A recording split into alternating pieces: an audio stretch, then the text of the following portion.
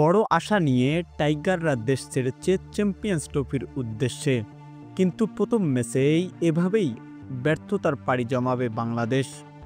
শুরুতেই টসে জিতে ব্যাটিংয়ে নেমেই দলীয় 5 বল খেলে 0 রানে আউট সৌম্য সরকার। এরপরের ব্যাটিংয়ের উপরে নিশ্চিন্তে ভরসা করেছে বাংলাদেশ। তবে নাজমুল শান্ত দিতে পারেনি ভালো ফলাফল। হর্ষিত রানার বলে ক্যাচ বানিয়ে প্যাভিলিয়নের পথ ধরতে হয়েছে শান্তকে।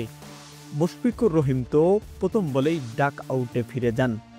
এরপর তৌহিদ হৃদয়, জাকের আলী অনিক দুর্দান্ত এক পার্টনারশিপ গড়েছে।